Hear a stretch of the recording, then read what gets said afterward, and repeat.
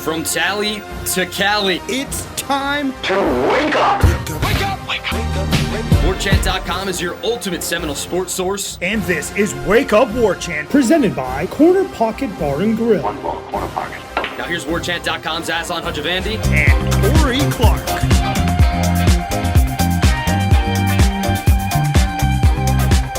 Wake up! What is up, everybody? It's Wake Up Warchant presented by Corner Pocket Bar and Grill. Coming up on today's show, talent by the dozen. FSU sending 12 players to the NFL Scouting Combine. Is that the true sign of being elite again? Also, are the Gators mired in a mighty recession with no rescue on the horizon? And thoughts on the latest batch of newcomers. Wake Up Warchant presented by Corner Pocket Bar and Grill, Tallahassee, Florida. CPTallybar.com, the website.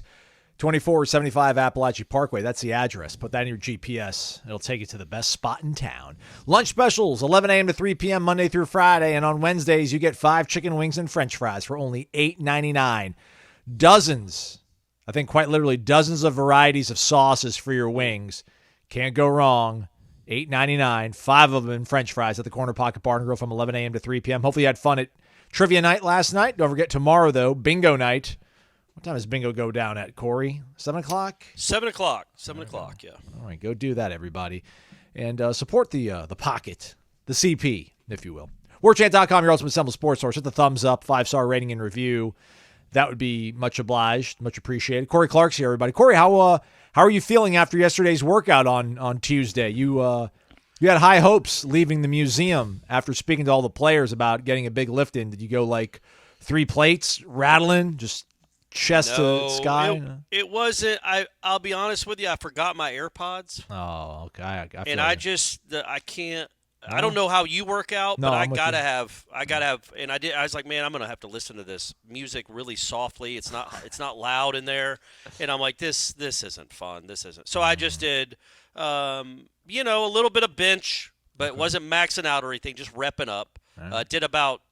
Did 225 like 21 times. All right, decent. And then I called it a day. Good. That's a good day of work, man. Yeah.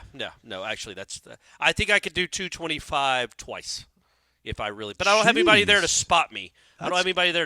So I don't even ever risk it because I was like, I don't want to be the guy that gets it pinned on him. Yeah. And has to start asking for help with his legs kicking in the air. Yeah. And I don't have anybody. I don't have anybody there to spot me. So I stay. Not anybody asked, but I'm going to tell you, Aslan, I stayed around the 185 range. Dude, It good just for was- you, just man. Was doing that. Like conventional bench press, like on a bench. Good, Yeah. dude. Like, yeah, you're stronger than I am. I don't think I could budge 225 anymore. Sad all right. day. Yeah, it hasn't been all that great. Dude, I don't even want to call it buried. I don't know what happened. I just zoned out like last week on bench day, like warming up. I had 155 on the bar. And I don't know what happened to me. I was just doing reps warming up, and like on the 5th one, I just got stuck. Had to drop it onto my chest and then tip the bar over to bail all the weight off. It was terrible. I'm like, what just happened to me? But then like I finished off the day, I went heavier. Like I did 185 twice. It was weird. I don't know what happened. Just got to focus, everybody. You do. In everything in life, you got to focus, gang. Don't take anything for granted. I hope these guys will be rattling 225 off their chest violently in Indianapolis. 12 Florida State players getting invited to the Scouting Combine. I don't know. What have we said? Like 9.5 was the number of draft picks, or 9.5? I would have probably taken the under. 12 is a huge number. I think really the only surprise, if you want to. Well, actually, I don't know, man. No offense. I think like Tatum Bethune getting invited is kind of a surprise. But let's go through the list real quick. On offense, you got your quarterback Jordan Travis, Trey Benson, Johnny and Keon and Jaheim. Yeah. On defense, and I guess, Casey Roddick, Dimitri Emanuel, those are 2 guys that are, they've exhausted their eligibility. They did not get invites, but they're, offensive linemen. Look at their pro day. Then on defense, you got Jared Verse, Fabian Lovett, Braden Fisk, both linebackers, Kalen DeLoach, Tatum Bethune, and then cornerbacks Jarian Jones and Renardo Green. Yep. No Akeem Dent, which is like the only, if I would have thought maybe Akeem would have got invited ahead of, Tatum, although I know that's not how it necessarily works out. But, I mean, awesome for Tatum. Like, prove me wrong, man. Go make a living doing this for as long as you possibly can. 12's a big number. Shout out to Florida State for developing and acquiring this talent, man. That sounds about right to you, 12, or were you a little bit surprised to see such a big number? No, I figured it would be about that. I didn't know if it would be Bethune or Dent or maybe Dimitri Emanuel.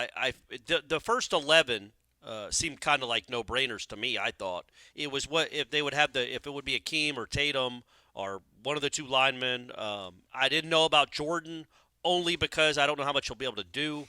But that's I mean, he went to the East-West game too, so I assume he's going to be there mainly to interview and talk to teams, and that's cool to him because I think there was only like 14 or so quarterbacks invited, and he was one of them. So cool for him, man. That's awesome.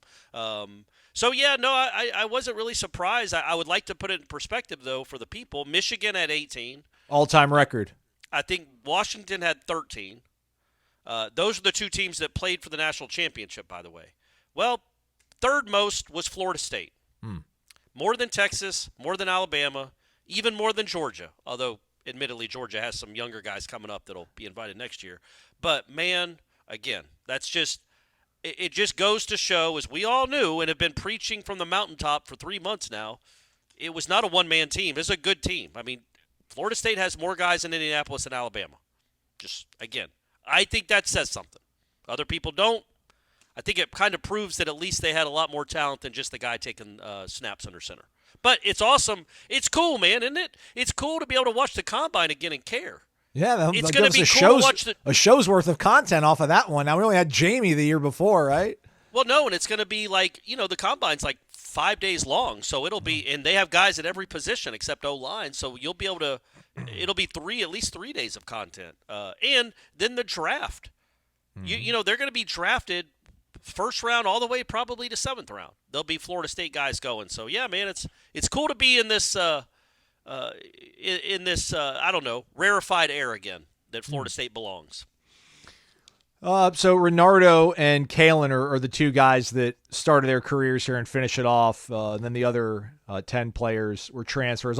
Jordan. I mean, Jordan played 8 snaps at Louisville or something in one season. You think about we claim him as ours. In Jarian and Fabian, those were like at least, those were guys who've been here 4 years, right? Yeah. They feel like those are Florida State guys. They were both at Mississippi State for a year. I know they didn't start here, right, but they were developed at Florida State. Both of those guys were. I don't know who else you would say. Verse was here for multiple years. A lot of those guys were here for multiple years. It's just Keon, Braden, and who's the other one that was only here for Jaheim. Yeah. So the other 9 are guys that Florida State at least had in the program for multiple years. Yeah, killing it, crushing it. Michigan 18, that's a record, breaks the one from the Joe Burrow, Jamar Chase, Justin Jefferson, everybody and their mother LSU team that had 16. So strive for those numbers, and then you're probably playing and competing and winning the national title. So, how much stock do you put into? Is it just like a funny stat to get a good tweet and engagement, or do you think this just kind of further underpins the angst of being left out of the playoff when you talk about one player not being available, but then even minus one player, you still had more than the other guys that got invited to the dance. Correct. And buddy, don't think that I'm not going to keep track of it again next year because next year I have to assume you're going to have 3 linemen at least at the combine. I would think Robert Scott's going to be there. I would think Darius is going to be there. Maybe Jeremiah's going to be there. And I'm talking about guys that were on this past year's team. Azaria Thomas will be there if he decides to go early. Fentrell Cypress will probably be there. Shaheem Brown might be there if they go early. So I want when it's all said and done, I want for the guys that were actually contributors on the 2023 football team, how many of them got invited to the combine? And I'm going to guess it's in the neighborhood of 18 to 20. What, next year? No, I'm saying total. Oh. The two years combined. Yeah. Well, that's basically the starting lineup. Yeah. All got combine invites. And I think what's telling about that, Aslan, is they're not all going to be drafted.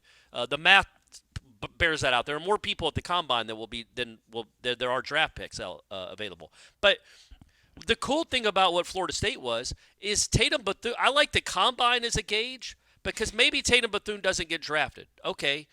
Maybe Alabama has a guy that gets drafted in the 7th round. Tatum Bethune doesn't. But Tatum Bethune was such a good college football player, so solid, that he got invited to this. I think it's a status to get invited to the combine.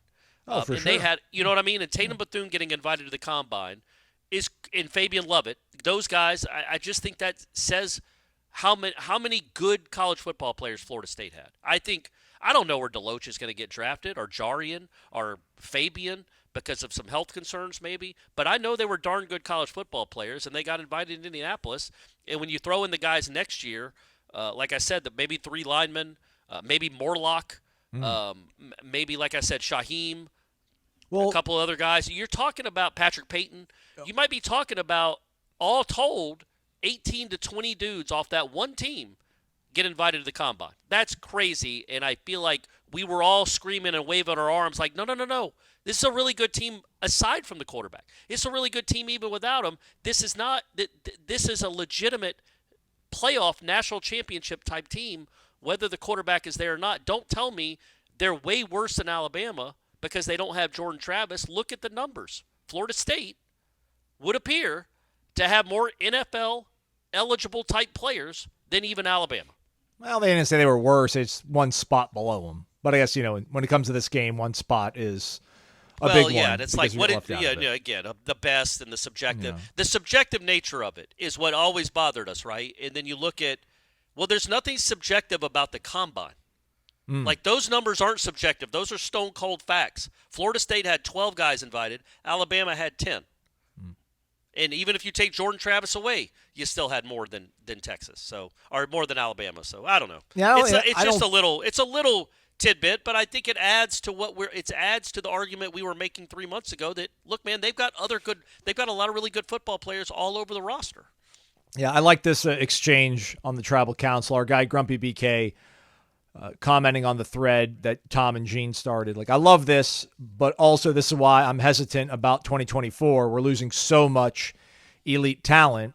And then Pox 2, not sure if he listens to the pod, but said, well, I'm optimistic because at worst, we have 10 draft-worthy prospects on the 24 team. And he lists Peyton Farmer, Daryl Jackson, Sione Lolahea, Fentrell, Azarie, Shaheem, DJ Uiagalelei, Kyle Morlock, Darius Washington.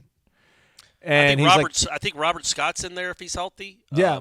Roy Dell, Malik Benson, also Dude, Greedy there are Vance. so many wild cards in that receiving room and the running back room.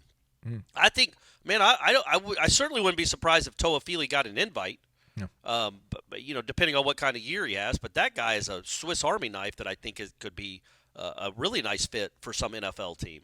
But yeah, you kind of think about it and you're like, yeah, man, the 2024 team might. I was trying to think, like, who's going to be invited to the combine next year off that team, and we have no idea, right? Those names you just mentioned, all are certainly viable, but then maybe Malik Benson's awesome. Yeah. And Roydell Williams is awesome, and they get invites. I mean, who knows? DJ probably will. Florida State thriving, clearly. I think Florida had 2 players invited to the combine, smaller number than 12. It is. Substantially smaller, you would say. Orlando Sentinel doing a deep dive on the woes, I guess you could say, of Florida. So apparently they've rebranded their NIL, no longer called the Gator Collective. Solid name, guys. Now calling themselves Florida Victorious. That's worse than the Gator Collective. I agree. Their CEO of their collective says to the Sentinel here, and I won't read the whole story because it's behind a paywall, so y'all go pay for it. Did I pay for it? Maybe. Did I get behind it somehow? Maybe. Quote, we cannot guarantee that if we have NIL, we will win championships. I can pretty much guarantee that if we don't have NIL, we will not. Not a rousing rallying cry, or is that a rousing rallying cry? What is going on down there? Could this thing... no, we're not Wake Up Gators. But, I mean, seeing this story kind of come out, they got rid of their player personnel guy who kind of butchered the entire Rashada recruitment.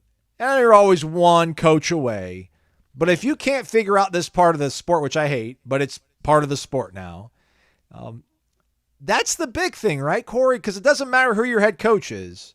If you can't get the guys, if you can't retain the guys, and they're pretty much admitting the numbers on this are crazy. I think they say Ole Miss has 6,000 donors.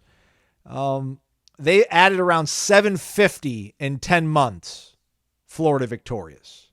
Yeah, and I think Florida State is around that neighborhood. The Battle's End, I think, is 6,000 or a little more, and they got the huge boost after the playoff snub. Yeah. Man, I wonder if I'm somebody that's going to donate to something like that. Maybe I wait until the next head coach. Like, do you feel like you're just burning money? If you say, hey, you know what? Here's $100,000. Go get yourself a couple of nice players.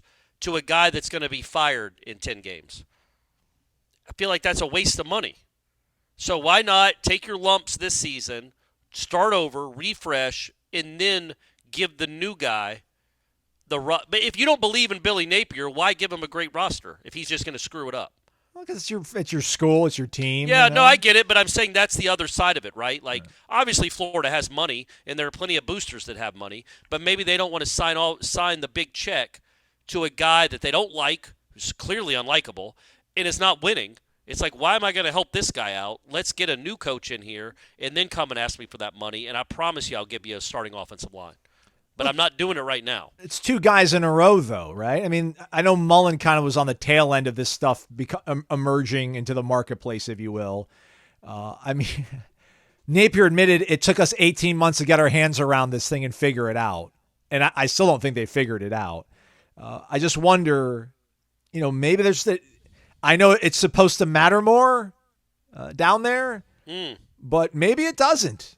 Because again, I'm with you, man. I'm trying to be a little bit contrarian, but I'm with you. Like if you don't like that coach, which there's not a lot to like about him personally, and then obviously what he's putting product on the field, like, are you really stoked to cut a big check? Is also, again, I don't want to butcher this entire story, but it says, monthly memberships of 15, 25, 50 are critical, but cannot sustain the effort. It's all about big fishes.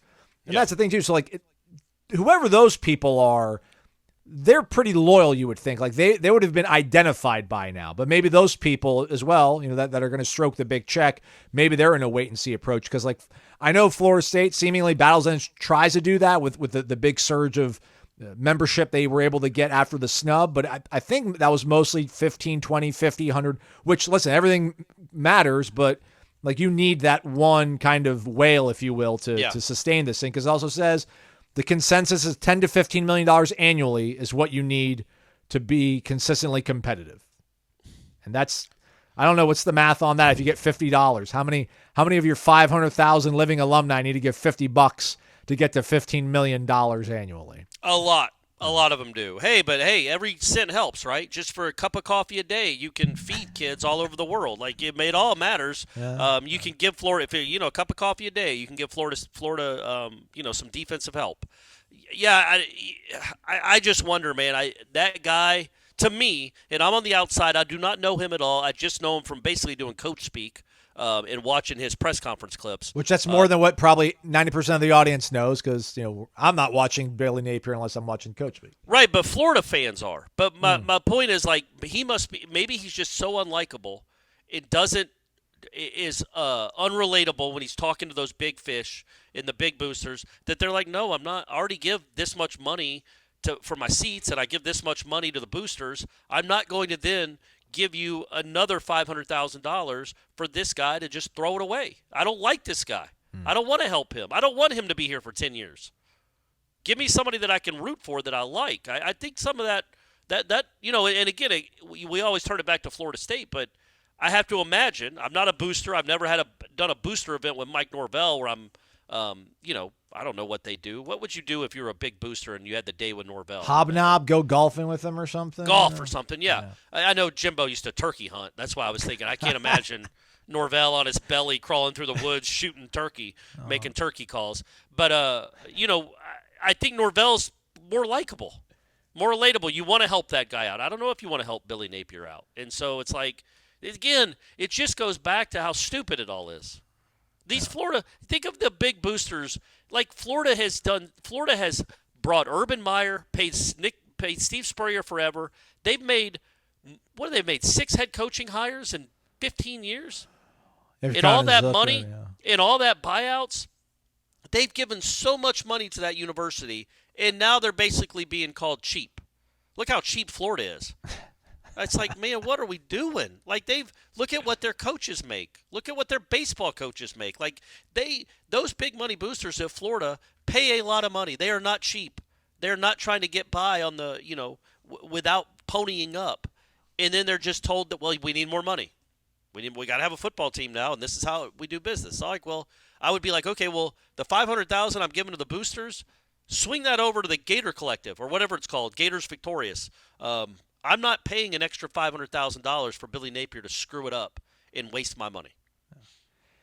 It's going to make for hopefully a 30 for 30, but just, the belief, obviously, that David Coburn and John Thrasher had in hiring Mike Norvell, and then the folks at Battle's End believing in Norvell, because, when this relationship started, they finished the 21 season on I don't know if you could really call it a high note. You lost your biggest chief rival to an interim staff. Things weren't all that rosy, but to believe in what he was setting up and the fact that you're able to support that has really brought them to this point to where they're at right now. And I don't know if how much if this is a perpetuity thing that has it going, but you feel like you're on such solid ground right now.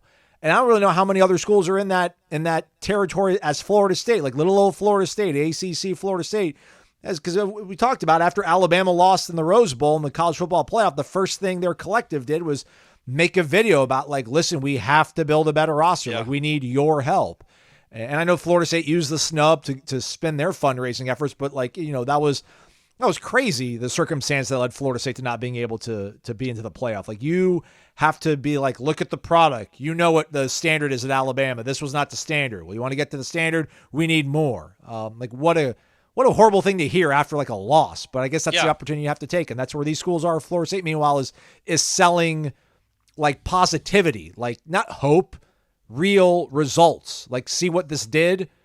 We figured it out. Like, we have the blueprint. Let's keep this thing going. And I guess maybe that kind of dovetails into some of the kids that we've already spoken to, some of the guys that we spoke to on Tuesday, and some of the guys that we'll speak to on Wednesday about how confident we are that they can keep this thing rolling after you lost 12 guys in the draft. Yeah, man. We talked to 4 guys yesterday. Only one was a transfer, though, right? Roydell Williams was the only transfer, Richie Leonard, too, the offensive lineman. Oh, yeah, and from Richie Florida. Leonard from Florida. Yeah, so we talked to those 2 guys. I'm sure they're getting paid handsomely to be at Florida State. And I think what Florida State has done a really good job of is, I've said this before, but I don't think this is how the sport is going to be in the long haul. This is a small window where fan bases and collectives are flooding programs with money to build rosters. I think eventually, hopefully, someday very soon, there will be parameters in place where it'll be up to the universities to pay these athletes and not the fans. And that'll come through some sort of collective bargaining agreement and make the athletes employees. But until that day comes, you've got to play the game that you're playing. Other schools have not reacted well to it. Florida State has done, you could argue, maybe the best job in the country. I guess Washington has been really good too for those 2 years. But Florida State, the last 2 years, they went from, again, folks, 0-4 losing to Jacksonville State, being 3-13 in their last 16 games. 3-14 in their last 17 games, honestly. 3-14, is that right? 3-10? No, 3-11. They were 3-11 in their last 14 games when they took on Syracuse in the fall of 2021. 3-11. That's unbelievable. It's just gross. And then here we are. They went on a 19-game winning streak in the span of about a year and a half. Well, a lot of that had to do with a head coach who's forward-thinking, who took advantage of the rules that are in place and got himself some real players with the help of all of you and with the help of the Battle's End and Rising Spear at the beginning, because the Battle's End hasn't always been here. Rising Spear was the first, and they were one of the first ones on the scene around the nation. That they just, they got, I don't want to say lucky, but it was the perfect opportunity, and they took advantage of it. Now, moving forward, and I wanted to get into something that Yahoo Sports wrote about, our man Ross Dellinger, earlier on Tuesday, but because I think it takes us into that. But this won't be around forever. But as it is, Florida State is doing a really good job with it. I don't think this is sustainable long term for any university or any fan base, nor should it be. But right now, the Battle's End and Florida State and Mike Norvell and his coaching staff have put together a roster that you think, even after losing 12 guys to the combine, maybe 9 or 10 guys to the actual draft, they're going to reload to an extent and be right there in the playoff conversation again. And he's just done a remarkable job there. And I would say Georgia and Florida State, Ohio State obviously. Other than that, who is on more solid footing in this country? Because Clemson recruits well. They have a great program or have had a great program. Well, they are completely ignoring a huge portion of what college football is now. They're completely ignoring it. And then everybody else is in flux. Alabama, Michigan, all those big-time schools, they're all in flux. USC.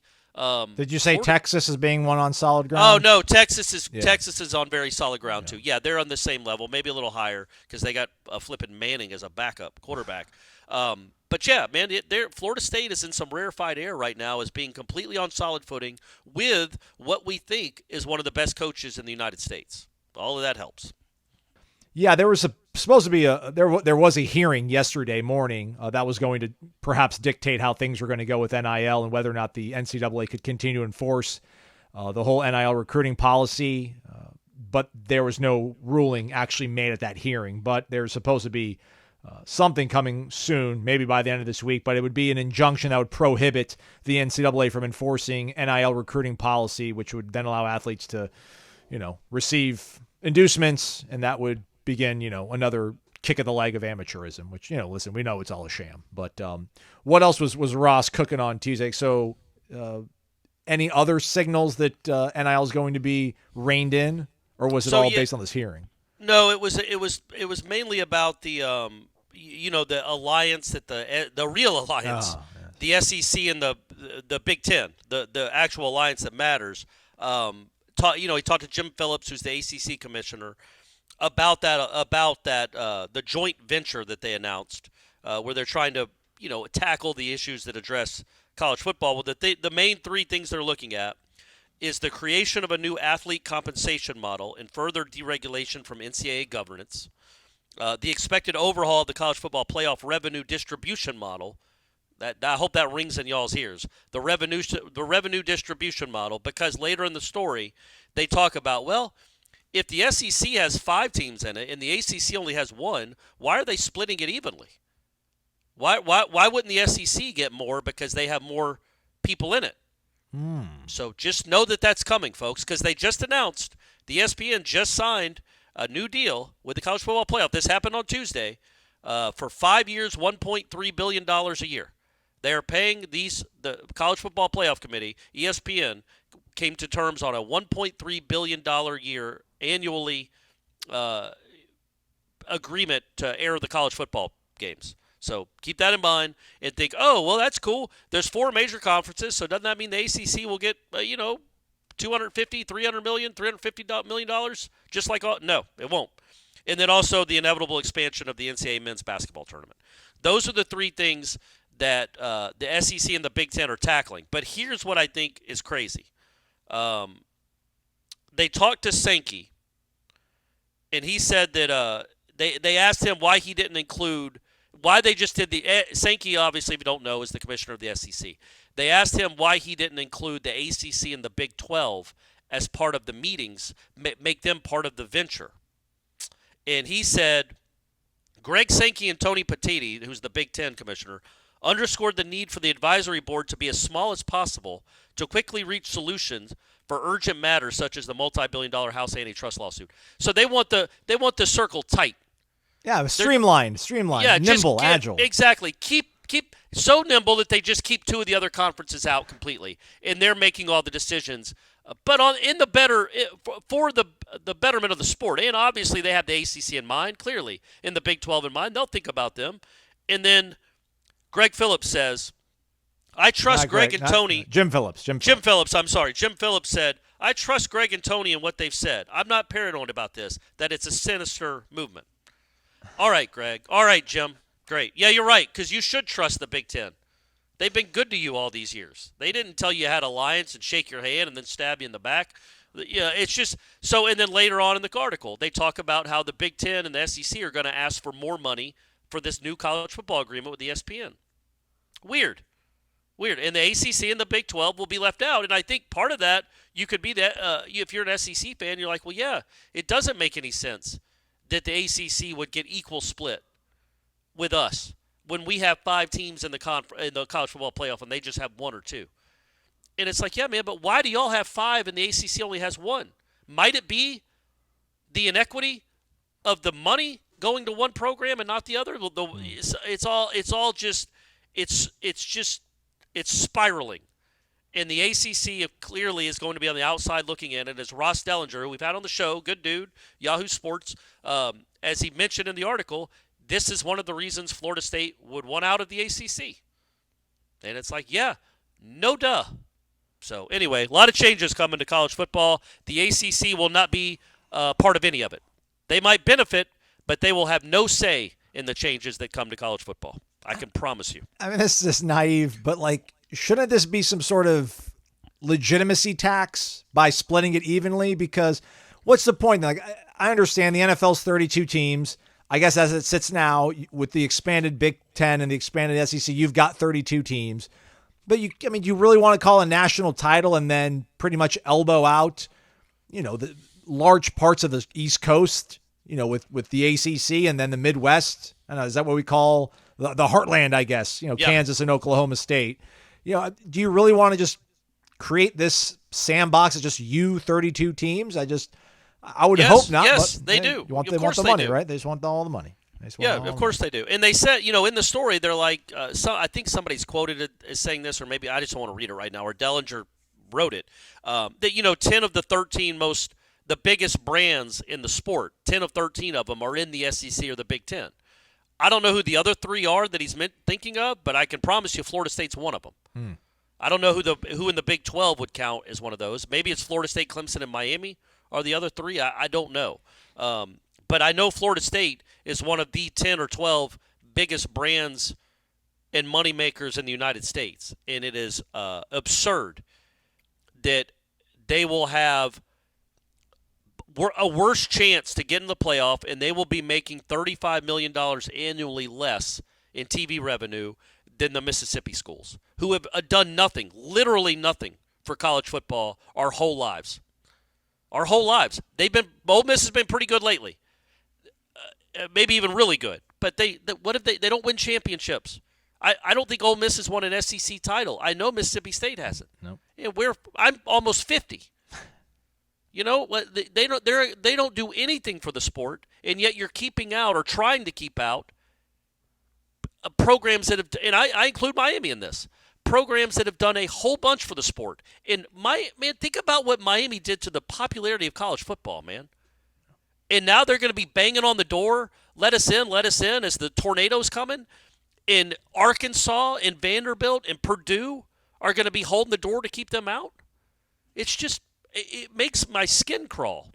But anyway, I'm 2 weeks from getting married. I got to be in a better frame of mind, Aslan. I got to quit worrying about this stuff. It really does bother me that the Greg Sankeys of the world have decided, or are trying to decide, that Florida State doesn't matter, not realizing or appreciating or showing any sort of gratitude to what Florida State and Miami have done for this sport, what they did for the popularity of this sport. A lot more than 95% of the teams in either one of those leagues. Speaking of Greg Phillips, Jim Phillips, we got a name wrong on the show last time. Did I say Greg Phillips again? No. I was just trying to create some kind of segue there. Oh, okay, good. Thank you. Bill Smith, who thank was you. I don't know, the MC, if that's what we're saying it, at the memorial for Mike Martin Sr. The eulogizer, if that's a word, Okay. which it should be if it isn't. Let's go ahead and print that. CBS, 8 o'clock, the eulogizer. Yeah. Huge Florida State guy, not involved in board of trustees and things of that nature. That was Jim Smith.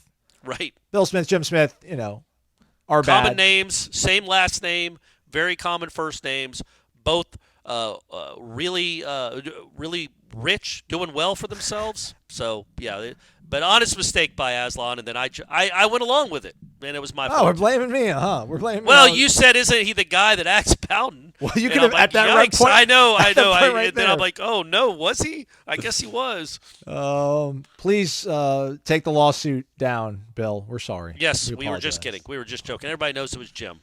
VitaminEnergy.com. Promo code is WarChamp BOGO. That's WarChamp BOGO. It's energy with benefits. It's awesome how it all ties in together, the name Vitamin Energy. 260 milligrams of all natural caffeine in this one small bottle that you can put in your gym bag, your clutch, your fanny pack if you're still rocking one of those. I think there was like a fanny pack renaissance that tried to happen, but might have not taken, hit the tipping point to become part of the consciousness again, but it would fit in that one as well. 260 milligrams of all natural caffeine, and depending on the formula you select, a whole bunch of vitamins and nutrients to get you through your day in peak performance. The Workout Plus includes magnesium as well as arginine and carnitine, give you a little more of a pump, a little more extra energy boost so that you don't get pinned on 155 as a grown man at the gym. Right. It's terrible times. The Mood Plus with passion flower extract, lemon balm extract, valerian root extract, keeping you mellow, keeping you level, and on the good mood side of things. One little bottle, folks. Shake it and take it. Try it, you'll like it. You can buy one, you get one free when you use the promo code Corey. WarChamp BOGO. That's right. It's all over at vitaminenergy.com. Noles helping out the rest of the Noles listen to this show. vitaminenergy.com. Corey, Roydell Williams, well-built young man. We need to see if we can maybe get him as a Vitamin Energy spokesman. Maybe a little bit better than my physique, your physique combined. Him, Richie Leonard, Camden Fryer, as well as Luane McCoy. We spoke to them on Tuesday. You transcribed the whole thing blow by blow. Mm-hmm. Really liked the energy. He lived up to the hype in terms of, I guess, TJ Ferguson and Malik said that, that Roy Dell's a guy that's never has a bad day. He's always in a good mood. He seemed to kind of have that energy. So I'm sure him and Mike Norvell have made fast friends. Peas in a pod. It is weird, and I'll admit it. I'll own this. That the first question when I saw him, and I think it's because of what the life change I went through 2 years ago, and I do work out now, and I am into like my physique more than I ever have been. Is the first thing I want to ask him is like, man, how'd you get like that? How'd you get jacked like that? I didn't ask him about getting in the portal. I didn't ask him about playing for Nick Saban or being recruited out of high school. I literally asked him, how long have you been into working out, and how did you look like that? But he said he started working out when he was 7. Yeah. But not like throwing up weights. Yeah, he was doing like push-ups and sit-ups, and he said, he called it an insanity workout that he saw on YouTube when he was like 7 or 8. So clearly he was self-driven. To look like he looks, you have to be. He looks like one of those freaks. He looks like a bodybuilder almost. And I thought he would. I mean, yeah, man, he's got personality for days. And I thought it was he really lit up talking about Trey Benson. Yeah. You know what I mean? Like I asked him because he talked about, and I've watched him play a few times, but not much. He didn't really stand out when I watched the Alabama games. But I asked him because he talked about his speed. He wanted to be a speed back, but he's also physical. And I was like, well, they had a guy here that was both of those things. Did you watch Trey a lot? And what did you think of his game? Or similar? And he's like, man, he was a monster. He goes, I can't believe he's that fast being that size. And I was like, yeah, there's a lot of teams in the ACC that can't believe that either, the way he ran through him. But yeah, he's going to play a lot probably, right? He's not going to be Trey Benson. I don't think he's a guy that's going to hit 70-yard runs on the regular. But I think he is a first down maker. I just can't get over how big he was, Aslan. And not like 270 pounds. Like, dude, he's going to be too big to move the football. He's just, the arms are out of control. Yeah. What do you think he curls? 80s? Is he curling 80s? Oh. 65s. 65s. If I talk to him again, I'm going to ask him. I just want to know. I want to know what he's doing. Like, what is he? I'm sure nobody maxes out bicep curls, but I would like to know, what his regular – is he throwing up 30s like I am, 35s, or is he probably he might be doing 100s, man. Those arms are crazy. Yeah. Sorry, Corey Clark's physique. His commentary on physique is done. That's all good. It's all good. He's also a Hueytown native, so he's part of the Winston folk clan. Well, not literally, but that's his hometown team, the Hewtown folk. So that was cool to hear him talk a little bit about that one as well. Richie Leonard, this is going to be like our thing as Florida State followers, I guess, that we're going to get a player that's played a certain position and project him to playing a different position. Although I guess in defense is that he did start every single game this past year at left guard, and in 2022 he didn't start every game, but he played in pretty much all of them. And he did have one game he played at center against Eastern Washington. Had a game against LSU where he played right guard, but he's mainly been left guard. But it sounds like he will be cross-trained because that's what Alex Atkins likes to do. And then this sounds like a complaint. I guess maybe it is. Maybe we just don't cross-train guys. Maybe we just gotta figure out where they're good at, and let's let them focus on that. Keep them there. Yeah. Let Darius practice at all the positions. Everybody else just kind of learn your spot. Although I will say, man, when we watch them practice, I don't see that a ton. Yeah. I didn't see Jeremiah Byers at guard a lot last year in practice. Now we don't watch all their practices. We get Tuesday and Wednesday, but I kind of just saw him at right tackle every time he practiced. Yep.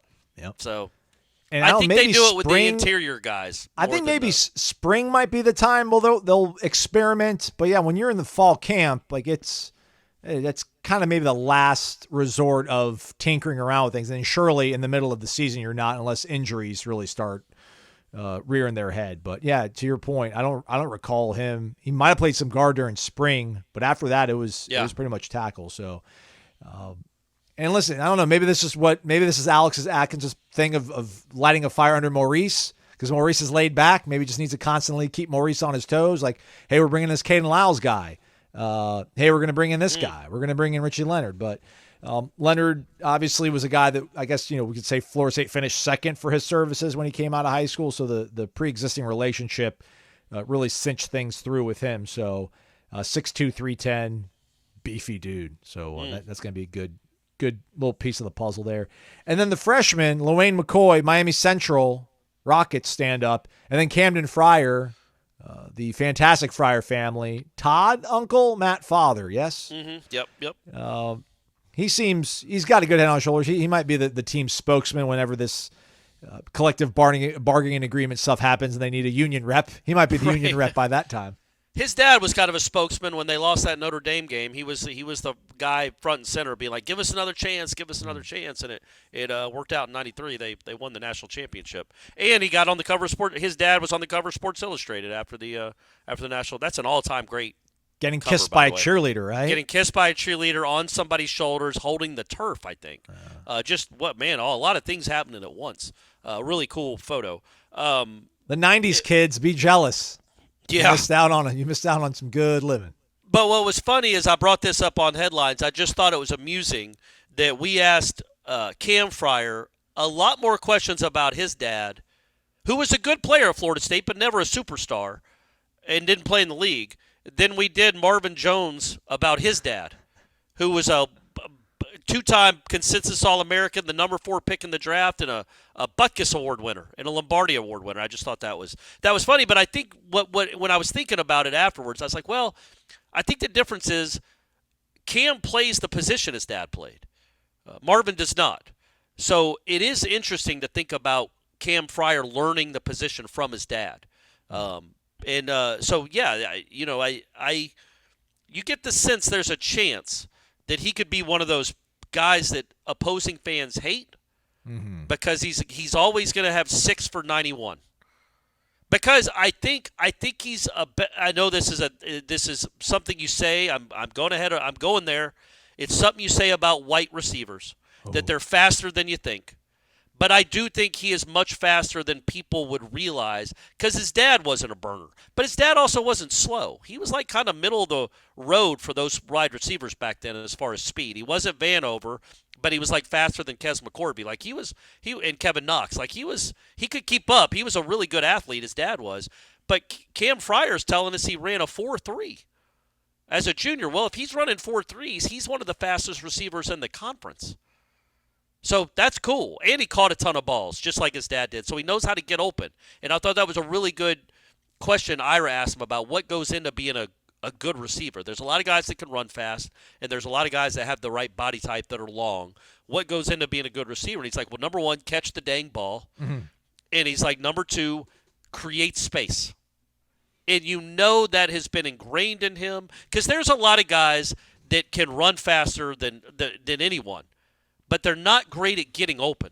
There is an art to getting open, to finding holes in the zone, to creating space, whether by a move or a little, subtle shove, to getting open and creating space and creating a window. And you know he's learning from a guy that was really good at it. So he's going to be an intriguing guy to watch. But yeah, I also said, tell me if I'm wrong on this, because I'll own it if I am. Everybody knows my history with Florida State, and I was a huge fan of Matt Fryer, and I was a huge fan of that team. I was a teenager at the time. It was awesome. Is there really that much pressure being Matt Fryer's kid? Yeah, I don't think so, no. Because he talked about it. He talked about wanting to create his own path, and maybe when he was a freshman in high school, maybe not going to Florida State, even though he's always been a huge Florida State fan. But then Dugans and Norvell reached out to him, or Dugans did, after his freshman year of high school, and then he fell in love with Florida State all over again. But it's like, he was asked about legacy and wanting to be his own guy, and he's like, yeah, I'm here to be my own guy. I know there's some pressure that comes with my last name. And I'm like, man, there really isn't that much. And Matt Fryer was a fan favorite. Everybody loved him. People of a certain age remember him and loved him. But he was clutch, man. He was a good player. He wasn't just some scrub. He had 12 catches in the Florida game one year, the Warwick Dunn game. He had like 11 or 12 catches in that game. He's a good player. But it's not DeKalen Brooks, and it's not Marvin Jones. So, I hope, my point being, I hope he doesn't really let that kind of pressure get to him. I hope he just goes and becomes himself. And very quickly, if he's good, it'll be, oh, Matt Fryer's his dad, not, oh, he's Matt Fryer's son. Does that make sense? Yeah. Like, they'll look at Matt Fryer and be like, oh, that's Cam's dad. Yeah. Not like looking at him and go, oh, that's Matt Fryer's son. He could flip that script around really quickly if he turns into a good college receiver. MyBookie.ag, promo code is Warchant. Use that for an instant cash deposit bonus. No football out there. You can bet on who might win the Super Bowl next year. You can bet on who's going to win the college football championship. We talked about that a few times. Disrespectful to put Florida State at plus 1,800. 9 shortest odds. You got Ole Miss, Oregon, Michigan losing everybody, coaching staff included, ahead of the Noles. Disrespect, guys. You can also bet on who the next president's going to be. In case you're wondering, Donald Trump minus 112, Joe Biden plus 275. You can also bet on the other fighting that we do in this country. UFC, Alex Volkanovski taking on Ilya Topuria. Volkanovski minus 125, Topuria minus 105. That's going down this weekend, I think. So after you've had a nice Valentine's today, get ready to, square off against folks in the Octagon this weekend. You can bet all of it over at mybookie.ag. And when you use the promo code WARCHANT, you get that instant cash deposit bonus. To redeem the bonus, you must make a $50 minimum deposit, as well as a rollover requirement of one-time deposit total, including your bonus for when withdrawal. For full terms and conditions, visit mybookie.ag/about-us. On the way out, Corey, I don't know if there's anything else you want to talk about. It's really old news now, obviously, but I lament us having to do shows some days. What are we going to talk about? What's the content? Got to fill a show. And I understand the Super Bowl is the biggest game. The most important sport in our country, and you can celebrate the greatness of the victor, but if you have a 2-hour show, at some point you're going to have to talk about the other team and what maybe they did wrong. Maybe I'm a little bit biased because, I root for the Niners, and I don't know, but the Florida State passion in me has kind of been extinguished from having to, do it as a job. I feel like it would, behoove me to not be emotionally invested, but maybe I'll get reinvested at some point here, but I don't know, man. Can we just say that the Chiefs they've got Patrick Mahomes, and that is going to be the one thing that's always going to help out a team when it comes down to a close football game? It's the need to, oh, wow, they said they didn't know the rules. Why did they want to receive the ball first in overtime? It's just this piling on. Kyle Shanahan, is he just a choke artist? Is he never going to be able to win the big one? I just don't. If we did a show, I don't know how much time I would have spent on Monday live 2-hour radio show talking about all the the quote errors that a team did, because sometimes stuff just happens, right? Like that punt, that wasn't a muffed punt. That punt hit a guy who had his back to it and wasn't doing anything wrong. He was trying to block and set things up. Christian McCaffrey fumbles on the first drive of the game, whatever. Pacheco also fumbled. How does a 57-yard field goal not get blocked when the snap is 10 feet high and gets placed down? It just all these little things. Your second star linebacker, I guess you could say, because Fred Warner's your dude, but one of your star linebackers gets injured running onto the field in the middle of the game. These crazy sort of things happen, but it's like, no, Kyle Shanahan just doesn't know how to close out big games, and what a horrible coaching mistake and giving Patrick Mahomes the ball first or letting him have the ball second and getting 4 downs. I don't know. It just kind of bothers me. Just can't we not say Kansas City won as opposed to like San Francisco blew it? Because I don't feel they did. It's also that's how it is, man. It's like when the Cavs stormed back from 3-1 down to beat the Warriors. A lot of it was, man, Steph really sucked in Game 7, and Draymond hitting LeBron in the nuts cost him a championship. Well, it's like, yeah, but even after that, they had to go win Game 5 on the road, and LeBron and Kyrie both went for like 45. They were unbelievable. They were unguardable and unbelievable, and it was like it all became about Draymond's punch, and then it became about Steph's deficiencies in Game 7, and the rundown block by LeBron, and not just sometimes bad stuff happens. Like, yeah, the punt, and somebody's got to win. Like, it wasn't like the Chiefs bathed themselves in glory that whole game with great decisions either. But, yeah, I mean, nobody did anything wrong on the punt, and that guy had been booming punts all day, and that one he didn't. They were hitting 50-yarders all game, and then that one was like a 38-yarder, and clearly the 49er guy didn't know it was coming and hit off his foot. I mean, what did he do wrong? Was he supposed to disappear? Should the guy come up and try to catch it on his back heel? Yeah. So, and that was probably the biggest play of the game, honestly. It was. But when it comes to that decision, I see both sides. And if you can see both sides, then there's not really a clear-cut answer. Yeah. Like, look, Deion choosing to take the ball first in overtime this year is just stupid. In college, yeah. In college, I'm talking about. It just, by the rules, it doesn't make any sense. It is a dumb thing to do. I think he went 1-1 in overtimes, and he took the ball first each time. It's just not smart. But in this instance, say you score a touchdown, you get the ball first, you score a touchdown, the Chiefs come down and score a touchdown or kick a field goal, so you both kick field goals. You get the ball next, and if you score, you win the game. They don't get to keep matching you. So there is an advantage on taking the ball first, because if it goes past those first 2 possessions, which I would think odds are it probably would, you now are 1 score away from winning the game. The problem is, you do have to think, in my opinion, you have to think like the other sideline would think. Let's say in best case scenario, we're the 49ers, we score a touchdown. The Chiefs get the ball. Well, now they know what they need to do, so they get 4 downs. They're never going to punt. There's no chance they're kicking the ball at all. But when they score a touchdown, what are they either going to try a 34-yard extra point, or are they going to put the ball in the hands of the best football player on the planet and give him 1 play to win the Super Bowl? And apparently they were. That was the plan. Apparently they had talked about this in the preseason, that they ever got to this point in the playoffs. If they had to touch on, they would go for the 2-point conversion. So that's why I would think they would too. I would think, man, if we score a touchdown, then they score a touchdown. They're going to go for 2, and it's going to be in Patrick Mahomes' hands. I don't want that. I want the ball. I want us to have a chance to win the game last, no matter what. So I want to go for 2 if they score a touchdown to open. So that's how I would do it. But yeah, man, you can see the other side, because if both teams kick field goals, you get the ball, you win the game. They probably should have gone for it on 4th down inside the 10, honestly. But yeah, man, Patrick Mahomes is really good, and also it didn't end up mattering. Like, the Chiefs never went for it on a 4th down where they would have punted otherwise. Right. You know what I'm saying? And the 49ers kicked a field goal. The Chiefs went down and scored a touchdown on 1st down inside. So it didn't really end up mattering. It's just, man, I can't imagine being a fan base having a lead in overtime. Well, yes, I can. I did it with flipping Tom Brady as a Falcons fan. But knowing that guy now has a chance to go win the game against my team would not be fun.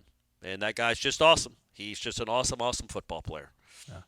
How about Blake Lively, too? What about Blake Lively? I like her. Okay. She seems fun. You watched The Town the other night or something? Well, she was in the suite with Taylor Swift. Oh, okay. Yeah, that's like her best friend, apparently. I don't know how that happened, but she seems like a fun person to hang out with, and she is really good in The Town. What was going through Taylor's mind when Travis started just screaming "Viva Las Vegas" like one too many times? Buddy, I can't make up my mind on that guy. It has nothing to do with her. Oh, it does have a little bit to do with her.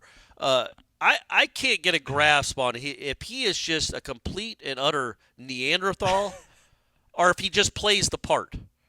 Because when you listen to his podcast sometimes, he does come across as kind of thoughtful and insightful and intelligent. And then you see him singing Viva Las Vegas. Bumping into his coach aggressively. Screaming at his coach like a wild man. And you're like, Taylor, I don't know if this guy's right for you. I don't know if you guys are going to make it. This guy isn't all there. His brother clearly isn't all there. And I don't know that the Kelseys are guys you can depend on for the long haul necessarily. Opposites attract, though. That's true. And I did think, and this isn't a Taylor Swift podcast, I did think they always show her when something good happens. But they did show her like in overtime or late in the fourth quarter, like just her watching the game and how nervous she was. Like legitimately nervous, not celebrating, not swag surfing, not hugging, but watching the game intently, genuinely nervous.